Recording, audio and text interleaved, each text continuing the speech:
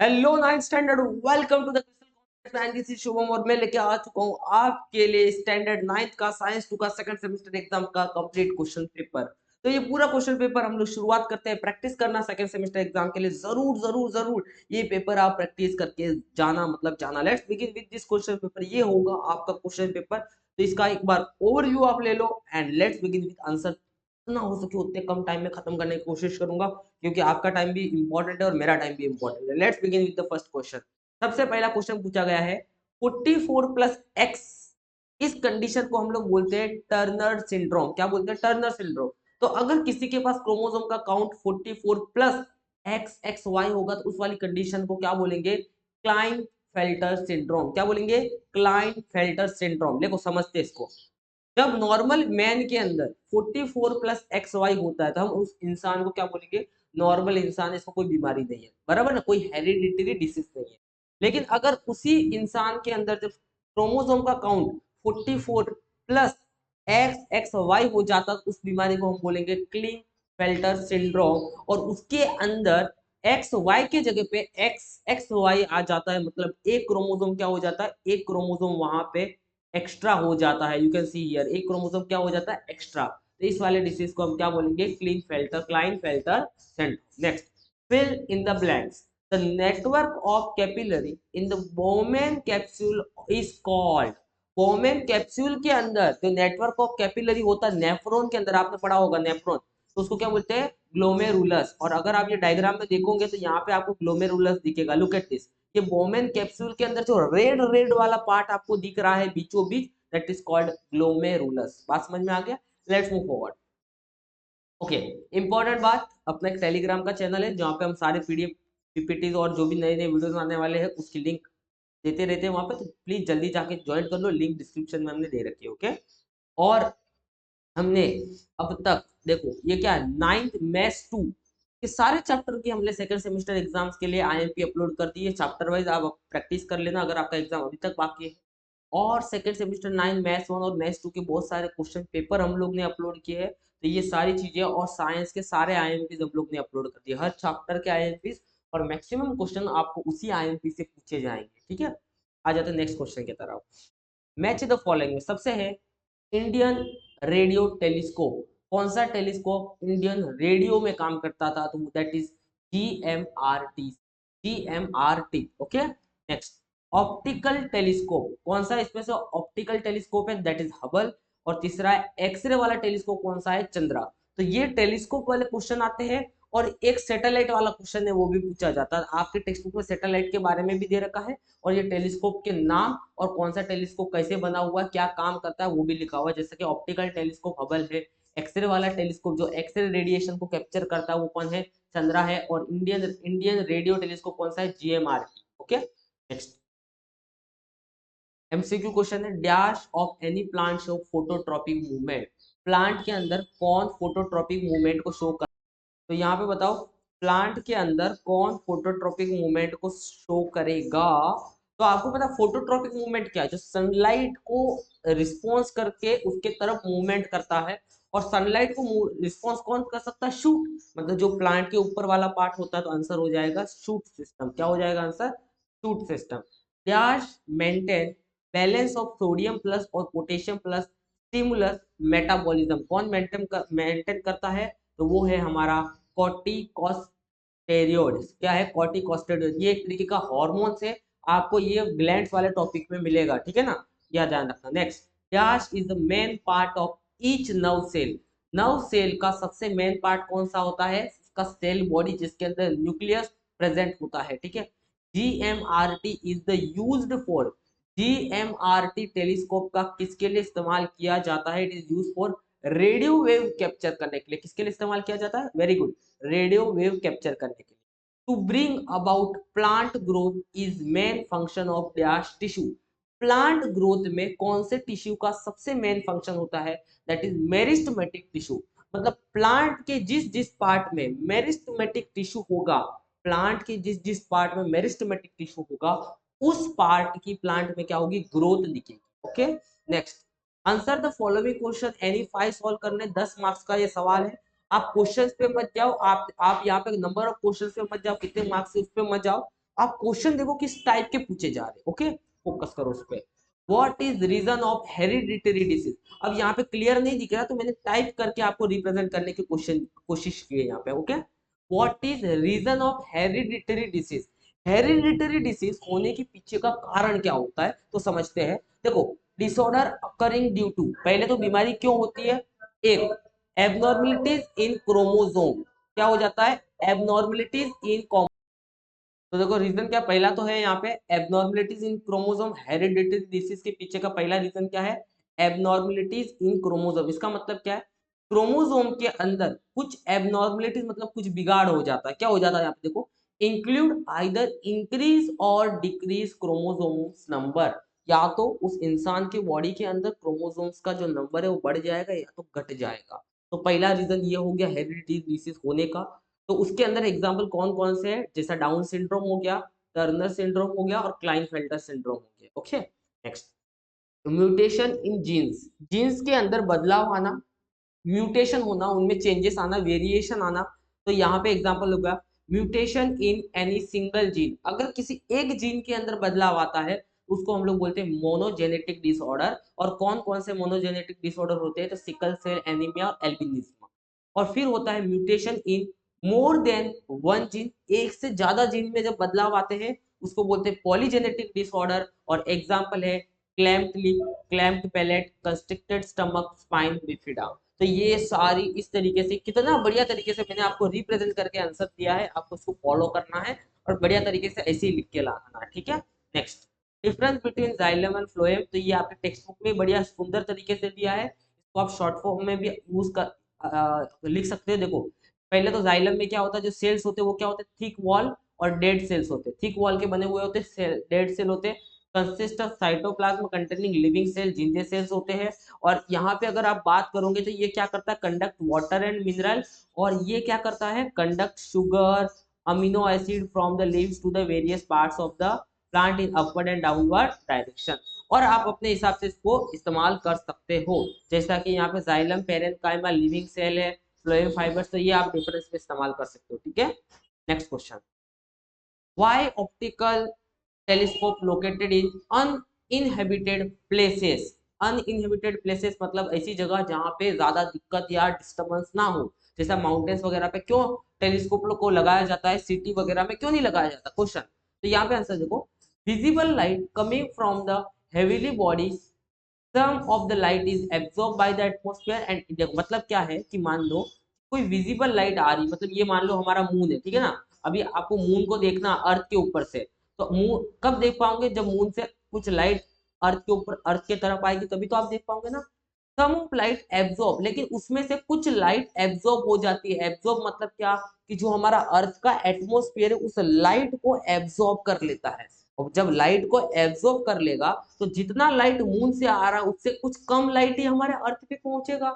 और अगर कम लाइट अर्थ के ऊपर पहुंचेगा, रीच करेगा, तो हमें जो मून की जो इमेज मिलनी चाहिए थी वो उतनी तरीके से नहीं मिलेगी। Bye the atmosphere intensity of light reaches the earth surface decreases. हमने बोला ना इंटेंसिटी क्या हो जाएगा, वो लाइट जो अर्थ के ऊपर पहुंचेगी मून से उसकी इंटेंसिटी कम हो जाएगी, क्योंकि आधे से ज्यादा लाइट तो एटमॉस्फेयर ही एब्जॉर्ब कर देगा। Next, a second problem is caused changes in atmospheric pressure and temperature।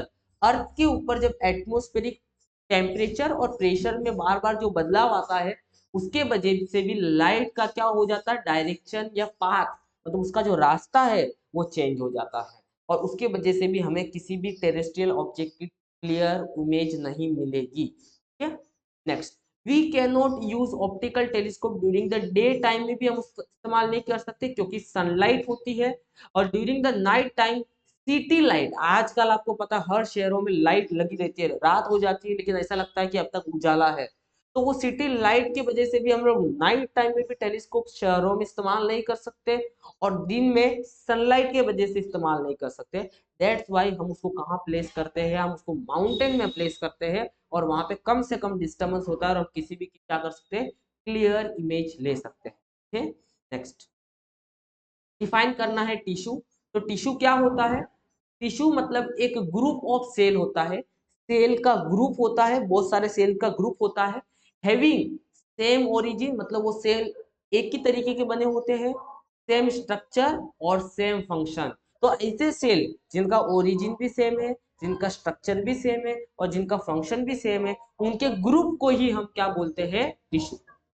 ठीक है। अब देखो नेक्स्ट क्वेश्चन क्या पूछा हुआ, रूट प्रेशर। रूट प्रेशर क्या होता है, देखो root cell are in contact with water. आपको पता है कि कोई भी प्लांट्स के जो रूट्स होते हैं वो कहाँ होते हैं, वो जमीन के अंदर होते हैं, इस तरीके से, करेक्ट है ना। अब क्या होगा कि root cell are in contact with water and mineral. Root cells होते हैं वो पानी के साथ में और जमीन के अंदर जो भी मिनरल्स है उनके साथ में क्या होते हैं, कांटेक्ट में होते हैं, ठीक है ना। Water and minerals enter the cell. Water और मिनरल सेल के अंदर क्या करेगा, एंटर करेगा on the root surface due to different in concentration. Different concentration होने की वजह से जितना भी वाटर और मिनरल्स है वो रूट के अंदर एंटर कर जाएगा, रूट सेल्स के अंदर। As a result this cells become turgid, और इसके वजह से वो सेल क्या हो जाएंगे, टर्जिड मतलब हार्ड हो जाएंगे। और जब वो सेल हार्ड होंगे, टर्जिड होंगे, तो वो क्या करेंगे, exert pressure on the adjacent cell. वो अपने बाजू वाले सेल पे क्या लगाएंगे, प्रेशर लगाएंगे। मतलब मान लो ये सेल है, इसके अंदर सारा मिनरल भर लिया है और ये बाजू वाला सेल है, तो ये सेल इस बाजू वाले सेल पे क्या लगाएगा, प्रेशर लगाएगा। और इसी प्रेशर की मदद से ये जो मिनरल्स होगा, ये जो मिनरल्स हमारा होगा इस सेल के अंदर, वो सारा मिनरल इस सेल के अंदर आ जाएगा। और इसी प्रोसेस को अपन क्या बोलते हैं, रूट प्रेशर। ठीक है। Next, how one should take care of life stock. जो आपके घरों के अंदर या गांव के घरों के अंदर जो गाय और बैल होती है, उनका हम लोग किस तरीके से केयर करना चाहिए। तो पहला, उनको बैलेंस डाइट देनी चाहिए। बैलेंस डाइट मतलब वो खाना जिसके अंदर हर तरीके का क्या प्रेजेंट हो, कंस्टिट्यूएंट मतलब हर तरीके का न्यूट्रिएंट वगैरह प्रेजेंट हो। फाइबर रिच फूड होना चाहिए। फूडर मतलब उनको घास अच्छे से देनी चाहिए। और सुफिशिएंट मतलब जितना उनको पानी रिक्वायरमेंट है उतना आपको देना चाहिए। तो वो आपके जो कैटल्स वगैरह होंगे अच्छे से ग्रो करेंगे, आपको अच्छा मिल्क देंगे और उनका जीवन भी मतलब बोले हैप्पीली जाएगा। ठीक है ना। द कैटल शेड मतलब कैटल जहां पे रहती है उसको बोलते हैं कैटल शेड। उनका घर शुड बी क्लीन, वो क्लीन रखना चाहिए।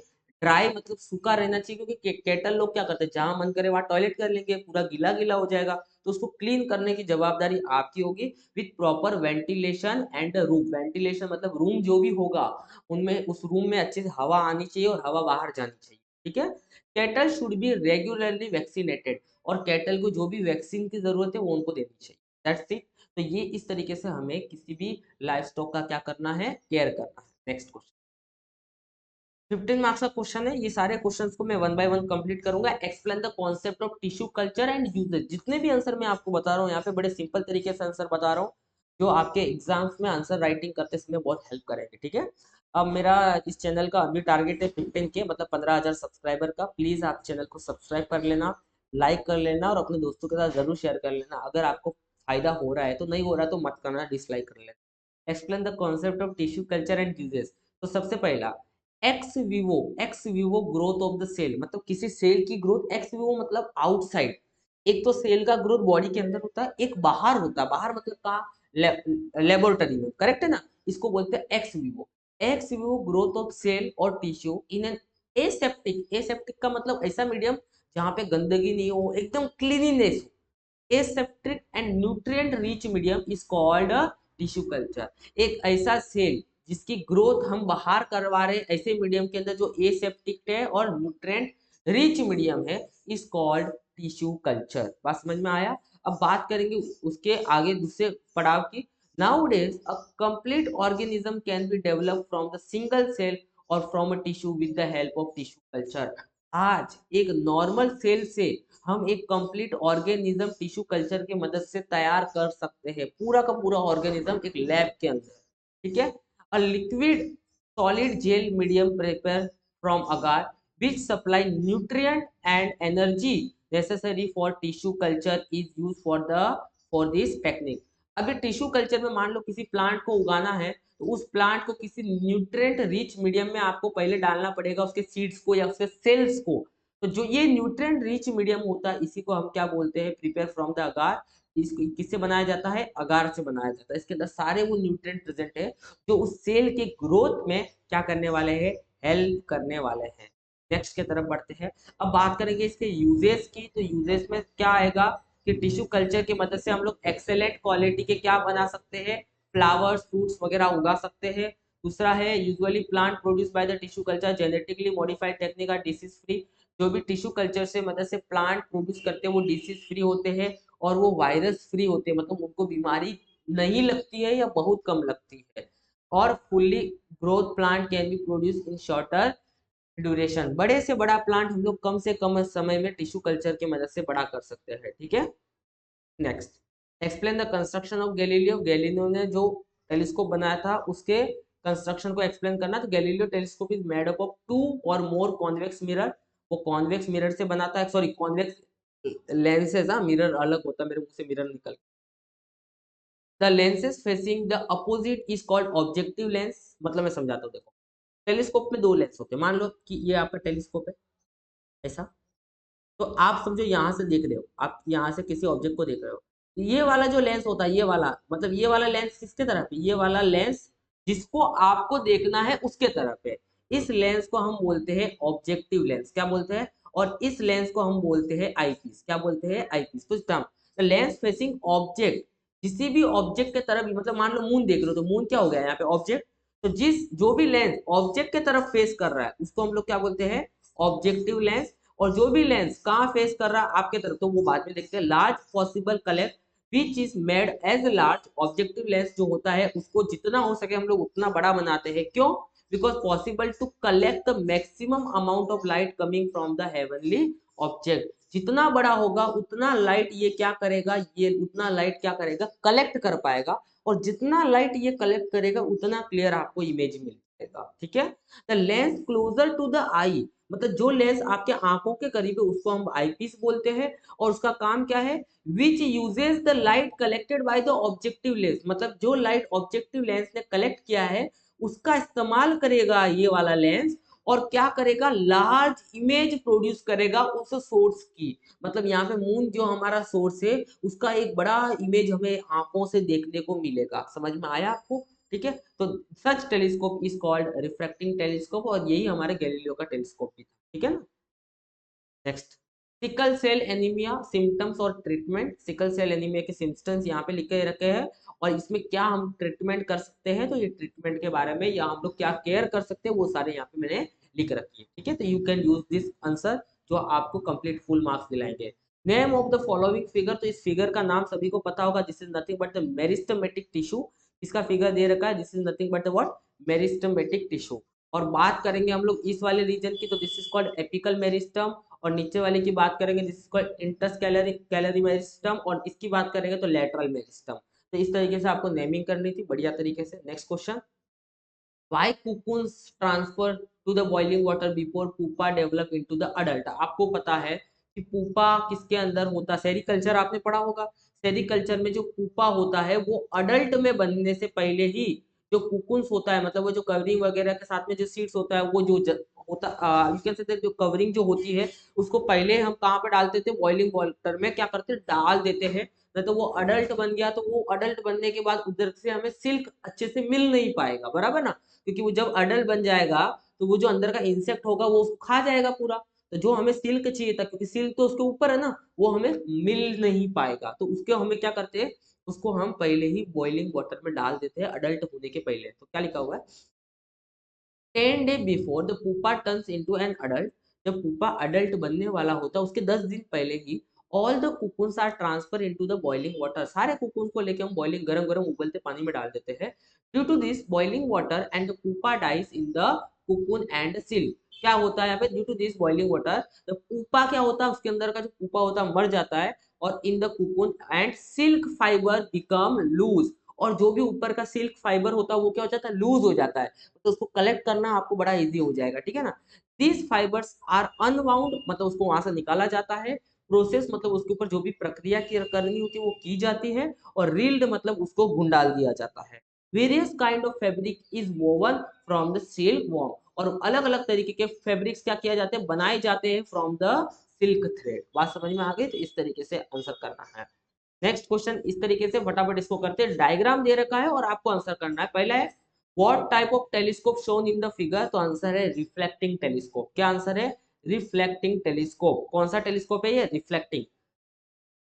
दूसरा बात करते हैं इसका और एक नाम है, आपको कमेंट सेक्शन में इसका नाम बताना है कि इसका नाम। Okay, this is the reflecting telescope, लेकिन इसका एक और नाम है।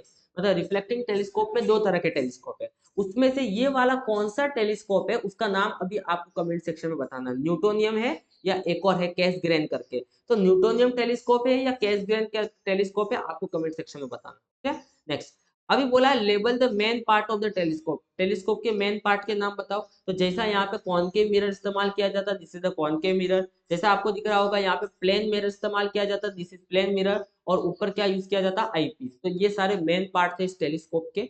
तीसरा सवाल आपको पूछा गया है, which type of mirror does the telescope use. तो मिरर कौन सा इस्तेमाल किया जा रहा है, एक तो आपको डायग्राम में दिख रहा है, उठा के ले लो, कॉनकेव मिरर इस्तेमाल किया जा रहा है।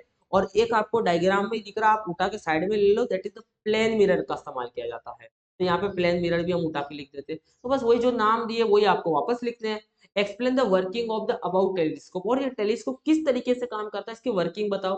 तो इसकी वर्किंग ये सामने आपके, light rays coming from the space are reflected by the concave mirror. मतलब देखो लाइट रेज आया स्पेस से, ये देखो को कलर बदल, ये देखो ये स्पेस से लाइट रे जो आ रहा है, वो टेलीस्कोप क्या कर रहा है, वो टेलीस्कोप रिफ्लेक्ट कर रहा है। Okay, reflected by the concave mirror before this reflected ray covering converging the focus. मतलब ये रिफ्लेक्टेड रे आगे मिलने से पहले ही हम लोग यहाँ पे एक प्लेन मिरर इस्तेमाल करते हैं, और प्लेन मिरर इस रिफ्लेक्टेड रे को वापस क्या कर देता है, यहाँ पे रिफ्लेक्ट कर लेता है। और आई पीस के थ्रू हम इस मिरर ऑब्जेक्ट को देख पाते हैं। तो इसका पूरा वर्किंग आपके सामने लिखा हुआ है, जस्ट यूज दिस वर्किंग और आपको अपने फुल मार्क्स मिल जाएंगे। ओके, लास्ट सवाल है, what is meant by chromosome. Chromosome का मतलब क्या और उसके टाइप। अब क्रोमोसोम का मतलब क्या, ये होगा आपका चैलेंज नंबर 1, जिसमें आपको क्रोमोसोम का कमेंट सेक्शन के अंदर डेफिनेशन लिख के बताना है। और चैलेंज नंबर 2 में कमेंट सेक्शन में आपको क्रोमोसोम के क्या बताने हैं, कौन कौन से टाइप्स होते हैं वो बताना है। तो एक क्वेश्चन मैं आपके ऊपर छोड़ रहा हूँ, आई होप सो ये सेशन पूरा का पूरा आपको पसंद आया होगा। अगर आपको ये सेशन अच्छा लगा है तो सेशन को लाइक करना, दोस्तों के साथ शेयर करना, और क्रिस्टल कॉन्सेप्ट या सब्सक्राइब कर लेना channel. Okay, all the best for your examination, thank you so much for